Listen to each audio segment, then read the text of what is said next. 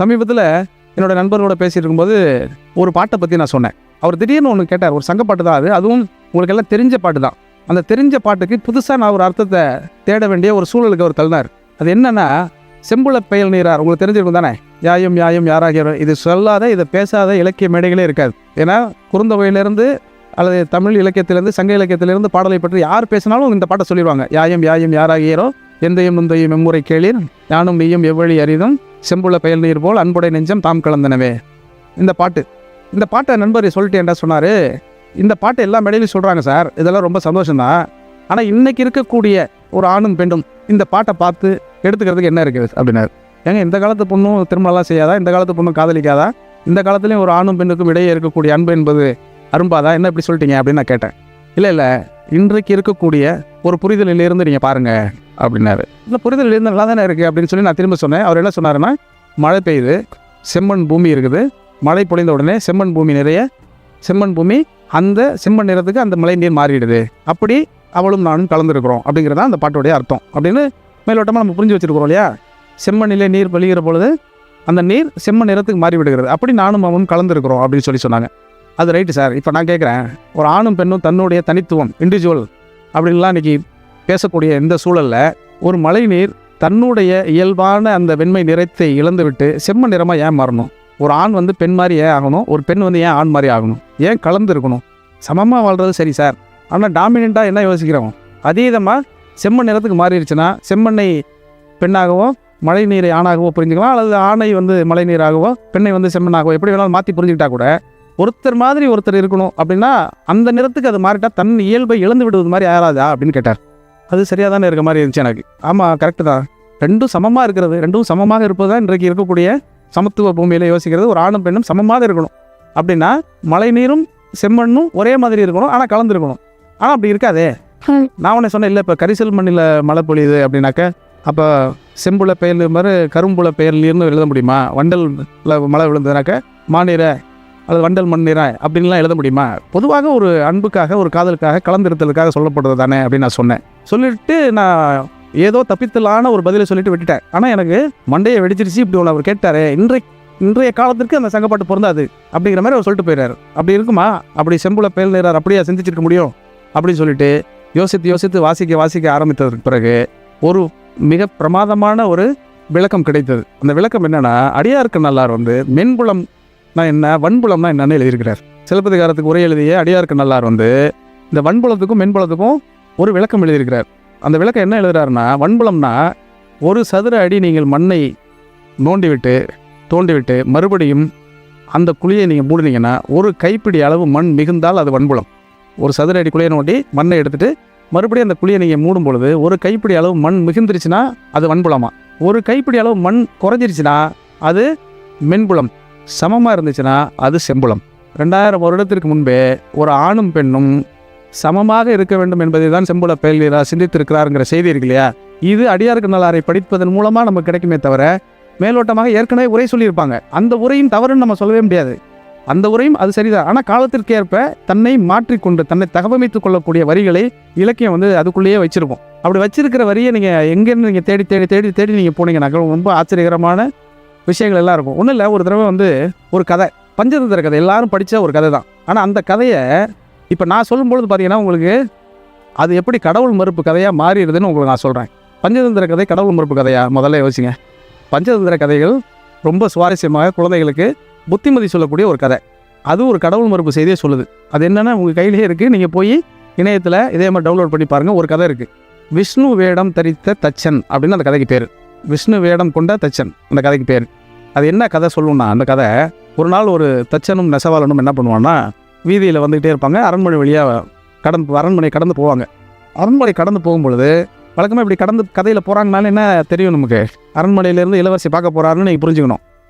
அதே மாதிரி ஒரு பேரழகு மிக்க ஒரு இளவரசி உப்பரிகையிலேருந்து இவனை பார்த்துருவான். யார்? இவங்க 2 பேரும் பார்ப்பாங்க.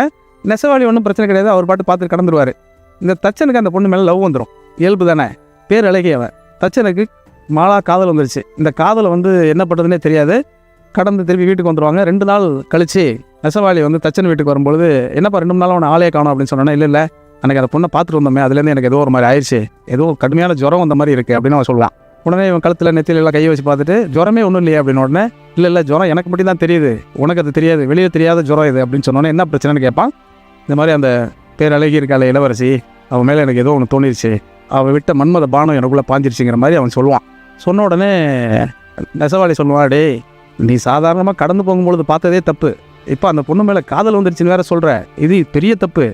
அது மட்டும் இல்லை, அவங்க சத்திரியர்கள், நீ வைசிய குலத்தை சேர்ந்தவன், இதெல்லாம் ஒரு காலத்தில் நடக்காது. இன்னொன்று அவங்க ராஜா, நீ வந்து சாதாரண ஆள், அந்த பொண்ணு மேலாம் ஆசைப்படக்கூடாதுப்பா. அப்படியே கடவுள் கொண்டாலும் இந்த ஜுரத்தை கண்டினியூ பண்ணி ஒரு 2 நாள் இருந்துட்டு அதுக்கப்புறம் ஏதோ மருந்து மாத்திரை சாப்பிட்டு சரி பண்ணிக்க, இதெல்லாம் ஒன்றும் பண்ண முடியாதுன்றான். உடனே இவன் சொல்லுவான், நீ என்னோட நல்ல நண்பன் ஆயிடுச்சு, ஆனாலும் பாரு இந்த மாதிரி நேரத்தில் என்னை கைவிட்டுட்டேன், எனக்கு ரொம்ப வருத்தமாக இருக்குது அப்படிலாம் அவன் சொல்லுவான். வழக்கமாக அப்படி நண்பர்கள் சொல்லுவாங்க தானே, அதே மாதிரி அவனும் சொல்லுவான்.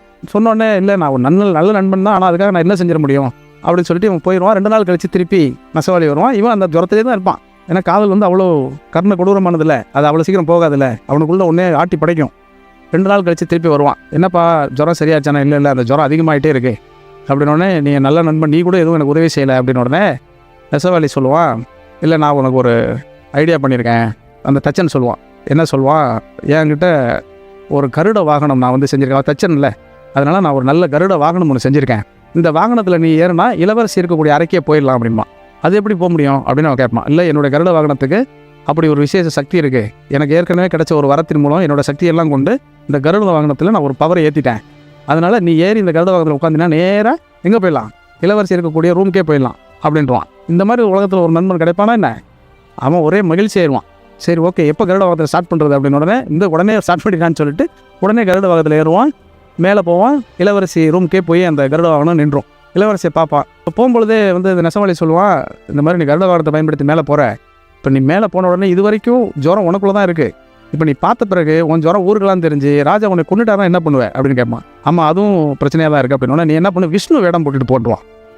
மகாவிஷ்ணுவோடைய வேடத்தை போட்டுட்டு தான் அவன் போயிருப்பான். மகாவிஷ்ணு மாதிரியே அலங்கரித்து கூட அவன் மேலே போயிடுவான். மேலே போய் அந்த ரூம்குள்ளே போன உடனே இளவரசி யாரை பார்க்கும், நெசவாளியை பார்க்காது, மகாவிஷ்ணுவை பார்த்துரும். கருட வாகனத்தில் வந்து மகாவிஷ்ணுவை பார்த்த உடனே எந்தம்மா டக்குன்னு என்ன கேட்கும்னா, சாமி என்ன நீங்கள் இந்த ரூமுக்கு வந்திருக்கிறீங்க, என் ரூமுக்கு வந்திருக்கிறீங்க, நான் ஒரு சாதாரண மனுஷியாச்சே அப்படின்னு சொல்லுவார். உடனே நம்ம மகாவிஷ்ணு என்ன பண்ணிடுவாருன்னா ஒரு பொய் சொல்லுவார். என்ன சொல்லுவார்னா, நீ சாதாரண மனுஷி கிடையாது, நீ என்னுடைய தேவி, போன ஜென்மத்தில் நீ செஞ்ச பாவத்தினால உன்னை பூமிக்கு சும்மா மனுஷியாக இருந்துட்டு வான்னு அனுப்பிச்சிருந்தேன், இப்போ அந்த இதெல்லாம் முடிஞ்சு போச்சு, இப்போ நான் உன்னை திருப்பி கூட்டிகிட்டு போகிறதுக்காக வந்திருக்கேன் மாண்டுவார். அது என்ன பண்ண முடியும், இளவரசி வேற பெண் வேற, அதுக்கு மேலே என்ன பேசிட முடியும். உடனே என்ன காரணம் அப்படின்னோடனே என் மேலே காதல் கொண்டிருக்கேன், மையல் கொண்டிருக்கேன்னு ஒரு பழைய காதல் வசனங்கள்லாம் பேசுவார். 2 பேருக்குள்ள காதல் அரும்பிடும். இதே மாதிரி திருப்பி காதல் பண்ணிவிட்டு திருப்பி இறங்கிடுவார். மறுபடியும் வீட்டுக்கு வருவார். வீட்டுக்கு வந்தோடனே மறுபடியும் கருட வாகனத்தை எடுத்துகிட்டு திருப்பி போவார். இப்படி நடந்துக்கிட்டே இருக்கும். இப்படி நடந்துகிட்டே இருந்தால் ஒரு நாளைக்கு மாட்டிடுவார்ல.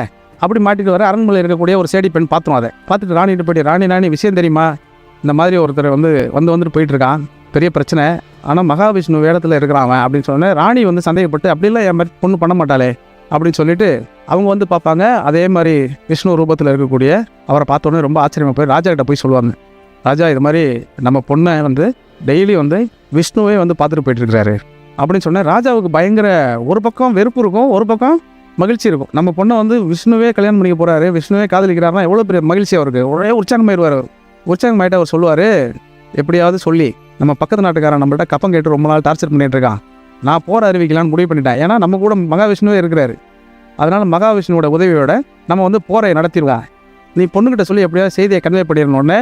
இந்த பொண்ணும் அதே மாதிரி கேட்டுக்கிட்டு மகாவிஷ்ணு செய்தியை கன்வே பண்ணிடும். செல்வே கைது பண்ணோட தான் தெரியும் நம்ம காதலிச்சது எவ்வளோ பெரிய சிக்கல். ஏன்னா இப்போ மகாவிஷ்ணு உண்மையான மகாவிஷ்ணு அவருக்கு தெரியும். இப்போ என்ன பண்ணுவார், என்ன பண்ணுறதுனே அவனுக்கு தெரியாது.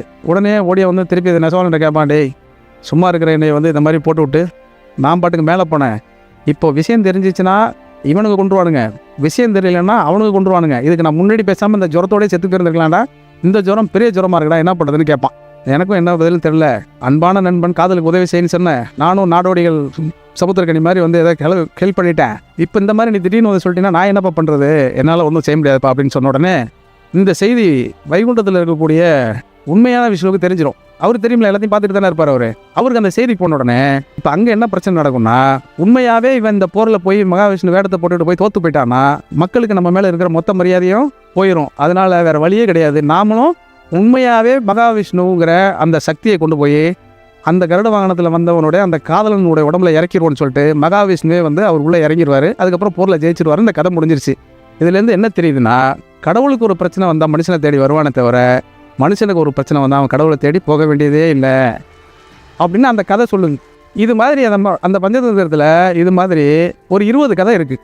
இதில் என்னங்க இலக்கியம் இருக்குது, இதில் என்னங்க புரிஞ்சுக்கிறதுக்கு இருக்குது, இதில் என்ன இருக்குனாக்க அதை நீங்கள் அந்த கதையை படிச்சிங்கன்னா தெரியும். அதற்குள்ளே இருக்கக்கூடிய எல்லா பாகுபாடுகளும் அந்த கதைக்குள்ளே விவரிக்கப்பட்டிருக்கும்.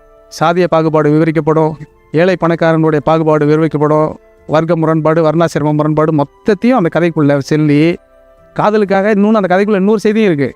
காதல்னு நீங்கள் காதலிச்சிட்டிங்கனாக்கா நீங்கள் பொய்யாவே சொல்லி காதலிச்சாலும் யார் வந்து காப்பாற்றிடுவா? மகாவிஷ்ணுவே இறங்கி வந்து காப்பாற்றிடுவார். அதனால் நீங்கள் இப்போ செய்ய வேண்டிய ஒரே விஷயம் இலக்கியத்தை படிக்கணும்.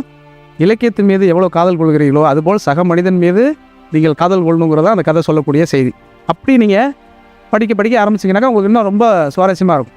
எங்கேருந்தும் எங்கே வேணாலும் போய்க்கலாம். அதான் இலக்கியத்தில் இருக்கக்கூடிய ரொம்ப சுவாரஸ்யமான விஷயம் என்னென்னா, நீங்கள் எந்த முனையிலிருந்து எந்த முனைக்கு வேணாலும் போகலாம். அப்படி ஒரு பெரிய வாய்ப்பு அதுக்குள்ளே இருக்குது.